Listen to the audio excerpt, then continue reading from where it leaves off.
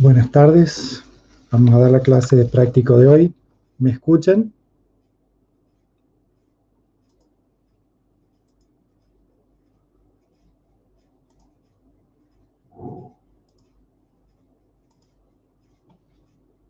Perfecto. La clase pasada habíamos hecho una introducción a macros y dijimos que definíamos como una macro como un lugar donde guardábamos una secuencia de pasos de tal manera de, al momento de querer ejecutar esos mismos pasos en otro contexto, invocamos a esa macro. Y habíamos visto cómo hacíamos sobre un conjunto de celdas, guardábamos toda la secuencia de pasos que llevábamos a cabo para aplicarle a ese conjunto de celdas seleccionado un formato tal como el combinar esas celdas, el poner la alineación centrada, vertical, centrada horizontal, ajustar texto, ¿sí? Y poner un determinado tipo de borde y de relleno a ese conjunto de celdas. Y lo podíamos aplicar a una o más celdas en cualquier otra hoja de ese mismo libro. Lo que nos pide el práctico es que, teniendo en cuenta la hoja de reservas que habíamos hecho, en la cual usábamos funciones buscar B, ¿sí? Y con las distintas hojas de vendedores, clientes y vehículos, hacer una serie de macros que cumplan con algunas condiciones. La primera que nos pide es crear una macro llamada vehículos por marca que permita acceder a la hoja vehículos, ordenarlo por marca en forma descendente, configurar la página en tamaño legal, con orientación horizontal, con encabezado que diga listado de artículos, obtener una vista previa y detener la grabación. ¿Sí? Vamos a crear después una hoja que vamos a llamar menú principal, en la cual vamos a ir invocando después a cada una de estas macros. Lo que nos pide entonces es una macro, que lo primero que nos tiene que permitir hacer es acceder a la hoja vehículos. Quiere decir que para grabar esa macro tenemos que estar en cualquier otro lugar que no sea en la hoja vehículos, para que se grabe también la selección de esa hoja. ¿Sí? Podemos estar en cualquiera, vamos a estar ya en la hoja menú. Decíamos que tenemos que ir a la solapa desarrollador y teníamos la opción acá de grabar macro. A partir de ahí podemos ponerle un nombre a esa macro. En este caso nos pide vehículos por marca, ¿sí? Ponemos sin espacio. Podemos asignar un método abreviado o no, ¿sí? Le podríamos poner la H, por ejemplo. Aceptamos. A partir de que aceptamos el grabar, todo lo que hagamos, todo clic, selección, escritura, lo que fuera, queda grabado en esa macro. Sigamos los pasos entonces que nos pide el práctico. Primer paso, acceder a la hoja vehículos. Segundo paso, nos pide ordenar la lista de vehículos por marca. Vamos a ir a datos, a ordenar por marca en forma descendente, ¿sí?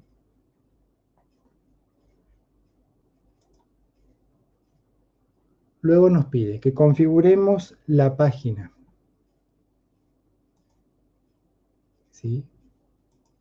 Vamos a estar con tamaño legal, con orientación horizontal, que tenga un encabezado que diga listado de artículos.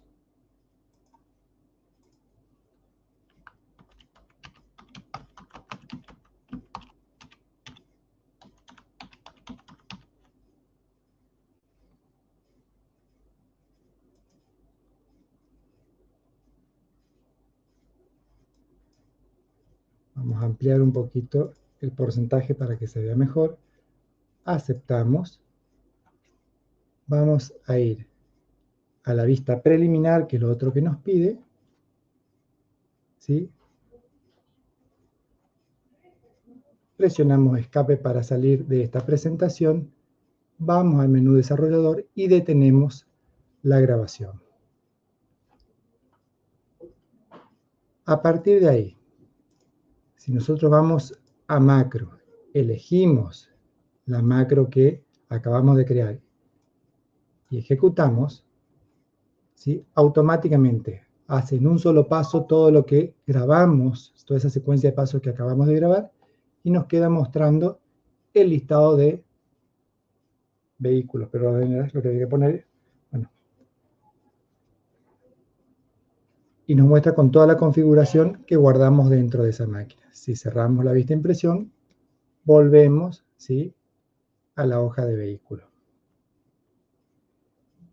Esto mismo nos pide hacer con otra macro, donde lo que vamos a hacer es dejar todo listo para cargar una reserva nueva, ¿sí? Es decir, limpiar los datos que no corresponden acá, es decir, borrar el código de vendedor, el código comprador y el código de vehículo, dejar incrementado en 1 el número de reserva, listo para que el operador vuelva a cargar nuevo código de vendedor, nuevo código de comprador y código de vehículo para registrar una nueva reserva.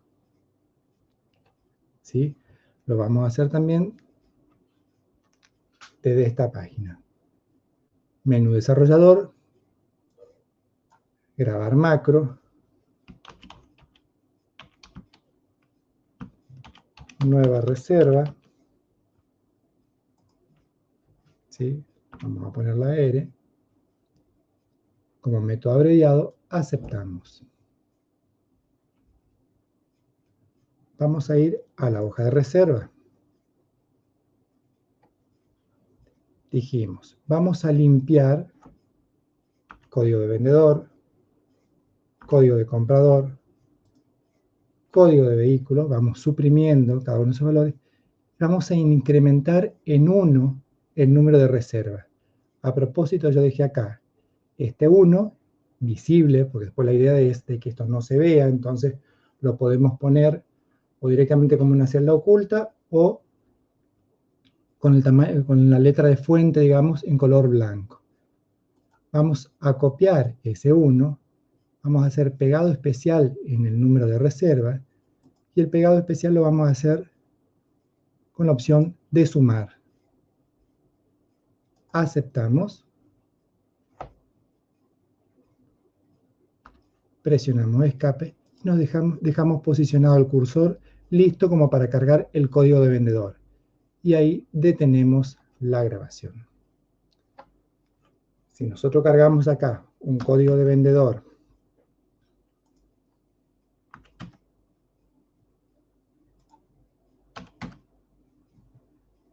¿sí?, cualquiera, si después ejecutamos esa macro, nueva reserva, fíjese, se incrementó en 1 el número de reserva y quedamos listos como para cargar el código de vendedor. Y a partir de ahí seguir cargando los valores, ¿sí? Es decir, cumplimos con el objetivo del práctico que nos pedía que creemos una macro que nos permita dejar listo para cargar una nueva reserva.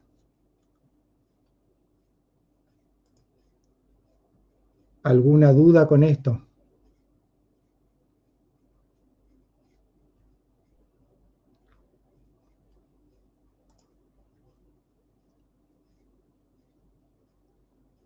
Perfecto.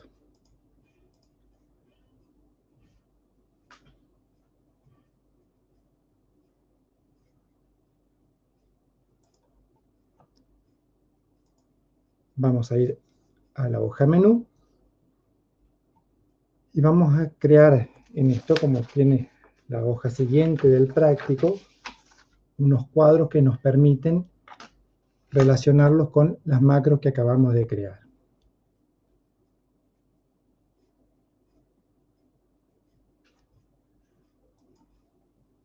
Una opción sería utilizar del menú desarrollador la opción de insertar controles. Elegimos, por ejemplo, un botón de control.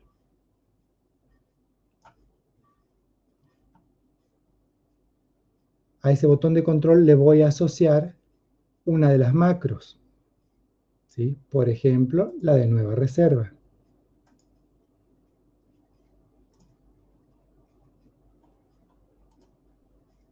Y voy a poder modificarle el texto al botón para que diga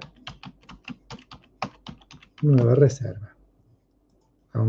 Fíjense, ahora el puntero del mouse ya no es cruz blanca ni selección de objeto, es una manito que si hago un clic ahí, lo que hace justamente ejecutar la macro, como vimos, nos incrementó en 1 el número de reserva y quedó posicionado ya para cargar el nuevo código de vendedor. Es decir, borró código de vendedor, código de proveedor, código de vehículo, incrementó en 1 el número de reserva y se posicionó en la celda correspondiente al código de vendedor. De la misma manera, vamos a crear otra que nos permita ver el listado de vehículos. Nuevamente lo podemos hacer utilizando botón de control.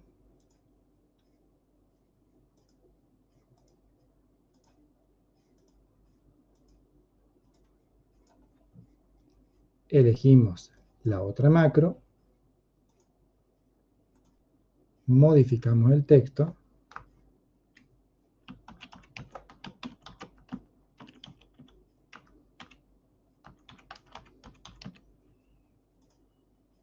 Si hacemos un clic ahí, nos lleva al listado de vehículos, que fue la primera macro que hicimos. Podríamos agregarle una macro para no quedar siempre a la hoja que estamos yendo después de ejecutar la macro, sino que nos permita volver a esta hoja menú. Es decir, que estando en vehículo o estando en reserva, hacer clic en algún lado para volver a este menú. ¿Sí? La macro esa, hacemos entonces un clic en grabar macro, le vamos a poner como nombre volver, ¿sí? Le puedo poner o no un método abreviado, y lo que va a hacer esa macro es seleccionar la hoja menú y nada más. Detengo la grabación. ¿Sí? Me voy ahora a la hoja reserva. En vez de utilizar uno de los controles, ¿sí?, que me permite el menú desarrollador, puedo ir al menú insertar y elegir una forma, algo más representativo del volver, en este caso, una flecha, a la cual le puedo poner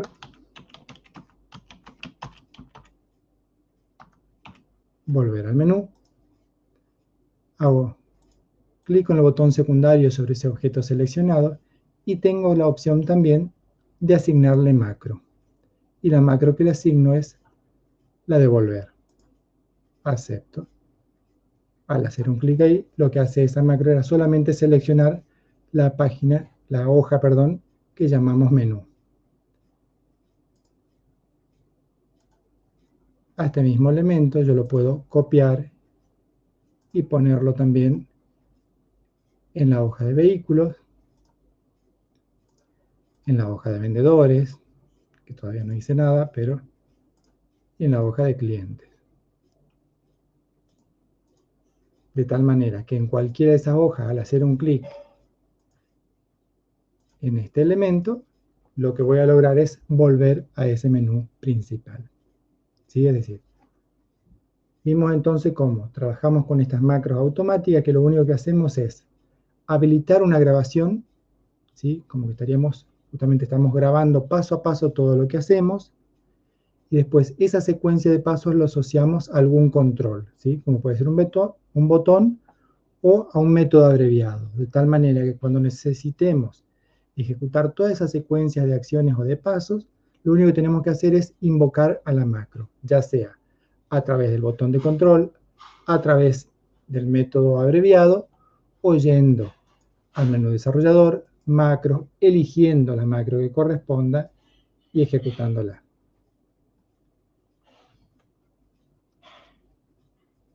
¿Sí? ¿Alguna duda con esto?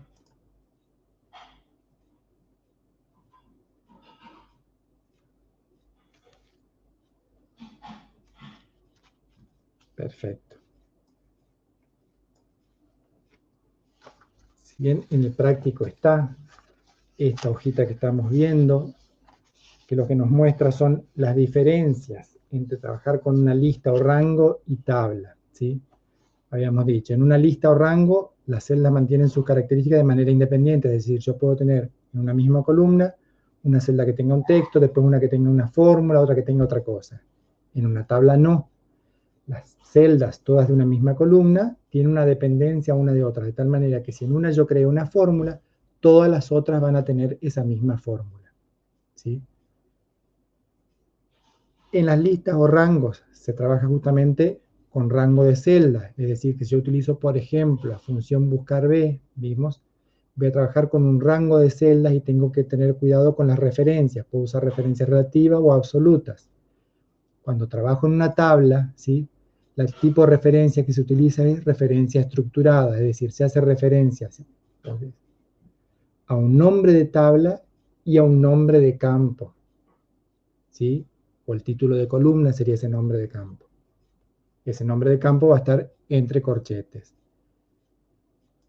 Al escribir una fórmula en la lista o rango, ¿sí?, la tengo que copiar, justamente nuevamente teniendo en cuenta las referencias relativas y absolutas para esa fórmula, para el resto de las celdas de la misma columna. Al escribir una fórmula en una tabla, automáticamente esa fórmula se copia al resto de las celdas de esa misma columna, ¿sí? En una lista o rango vimos que podemos trabajar con subtotales, y los subtotales vimos que nos habilitaban la opción de esquema para trabajar con los distintos niveles. Cuando trabajamos con tabla, no tenemos esa posibilidad, queda deshabilitada la opción de trabajar con subtotales, ¿sí? Las listas o rangos no nos son útiles o no nos sirven para poder trabajar con Power Pivot, que es un complemento que tiene Excel que nos permite trabajar con grandes volúmenes de datos y trabajar con otro tipo de funciones más automatizadas, ¿sí? En cambio, las tablas sí están adecuadas para trabajar con Power Pivot. El tamaño de la tabla lo podemos cambiar desde el botón minimizador, que sería el extremo inferior derecho, así como ese botoncito que nos aparecía en una celda cuando lo seleccionó y nos permitía arrastrar copiando. En una tabla nos permite modificar el tamaño de la tabla.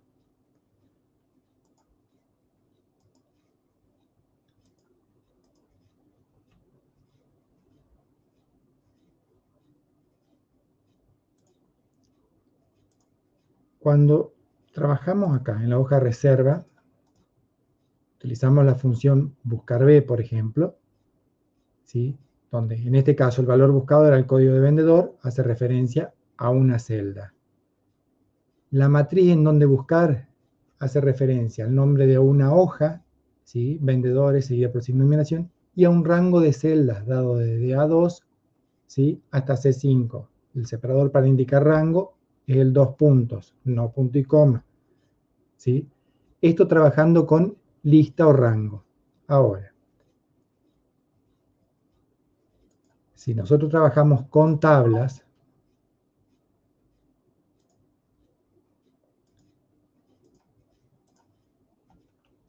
¿sí?, recuerden, una vez que trabajamos con tabla, automáticamente nos aparecen los indicadores de autofiltro sobre los nombres de columna, ¿sí? Y este es el botón que les decía, desde el cual yo puedo llegar a cambiar el tamaño de la tabla, es decir, excluir valores de esa tabla, ya sea de fila o de columna, ¿sí?, o ampliar la dimensión de la tabla.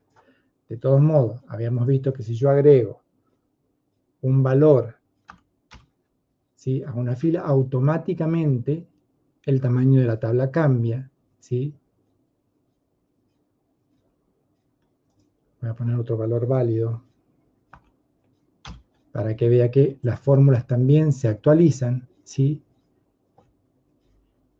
En una lista, no, tengo que ir a copiar todos los elementos que tengan, ya sean fórmulas o formatos de otras filas, ¿sí? En una tabla automáticamente se va modificando el rango o el tamaño de la tabla al agregar nuevos elementos, ya sean estos elementos de fila o agregue un elemento de columna, ¿sí? Cualquier cosa es lo que pongo, pero automáticamente me agrega toda la columna. Si en esa columna yo agrego una fórmula que sea el producto de esto por 10%, para hacerlo, ¿sí?, automáticamente esa fórmula se replica en todas las columnas. Y fíjense la forma en que se menciona o se da nombre a cada uno de los componentes. Hacemos referencia, acá tenemos la fórmula, por ejemplo, sumar sí, que es lo que está acá, al nombre de la tabla, con la palabra ventas, entre corchetes el nombre del campo o título de columna, ¿sí? Y con esto hacemos referencia a todos los valores de esa columna, ¿sí? Si trabajamos con campos de una misma tabla, le antepone, ¿sí?, el arroba. Nombre de esta columna es la columna 1, por eso es que dice acá arroba columna 1, ¿sí? Y cuando trabajamos con rangos, por ejemplo, la función buscar B,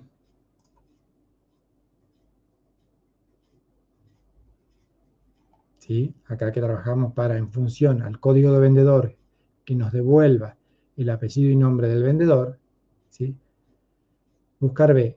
El valor buscado es un elemento de la misma tabla, es decir, antepone el signo arroba y el nombre del campo o el título de la columna, sería entre corchetes, código de vendedor. Matriz en donde va a realizar la búsqueda. Es otra tabla, pone el nombre de la tabla, ya no usamos signo de admiración como en una lista, ¿sí? Solamente nombre de tabla, y entre corchetes iría el nombre del campo. En este caso, como está seleccionada toda la tabla, va a numerar todo, ¿sí? Como para ver un poco la diferencia de denominación, ¿sí?, de lo que son los rangos de datos al trabajar con tabla propiamente dicha o con lista o rango de datos, ¿sí?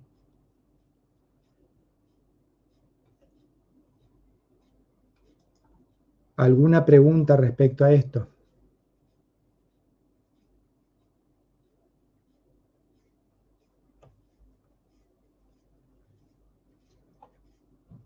Con el tema de macro terminamos los puntos que teníamos previsto para el práctico, es decir, de aquí en más las clases que restan son clases de repaso.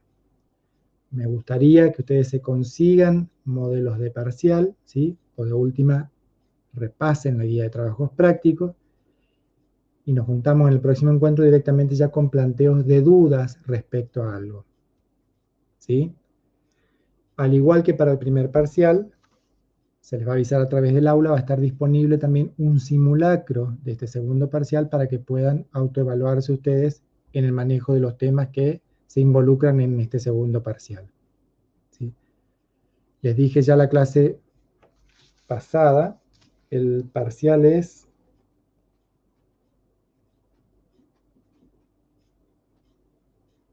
el 5. El 5 de noviembre sería el parcial.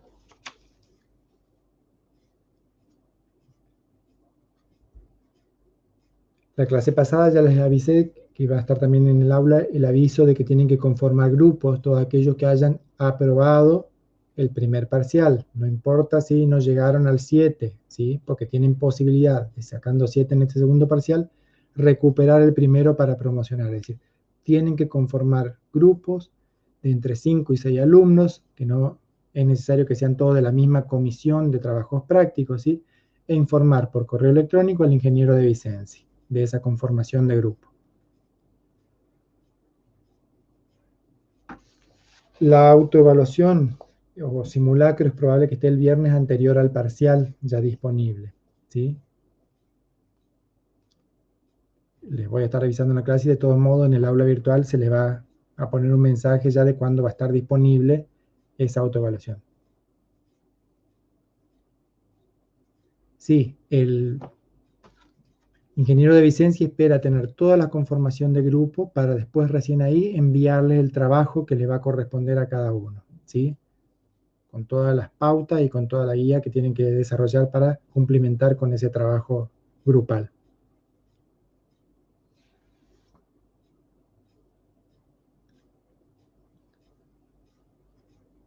¿Alguna duda? ¿Alguna pregunta?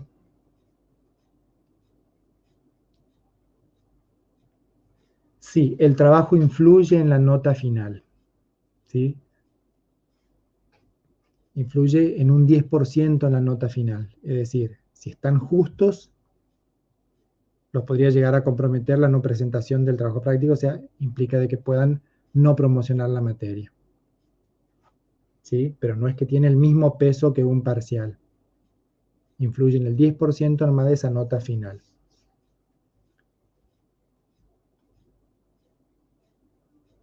Para los que regularicen, es decir, supongamos hayan desaprobado el primer parcial, aprueban ahora el segundo con 6 o más, no importa, ¿sí? Tienen derecho a recuperar ese primer parcial, sacando un 6 o más, quedan regulares en la materia. Eso quiere decir que promocionan la parte práctica, ¿sí? Van a ir a un final teórico, ¿sí? Que si nos manejamos con la modalidad virtual, es igual que lo que venían haciendo los parciales, nada más de que toda la temática junto, es decir, un cuestionario con opciones múltiples, solamente de tema de teoría. O sea, al aprobar los dos parciales con 6, ¿sí? No importa que haya sido con un recuperatorio de un parcial desaprobado, ustedes se liberan de la parte práctica. El profesor de teoría les va a decir cuándo lo tienen que entregar a eso. ¿Sí? Normalmente es antes de la fecha de recuperatorio o ahí muy próximo a esa fecha.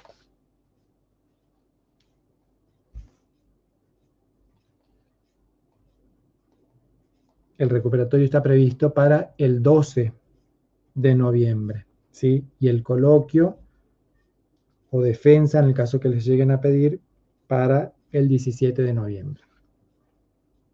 De todos modos, son fechas estimativas. El profesor de teoría les va a confirmar, una vez que les mande el trabajo, con todas las pautas, en qué momento tienen que entregar y en qué modalidad. ¿Sí? ¿Alguna otra pregunta?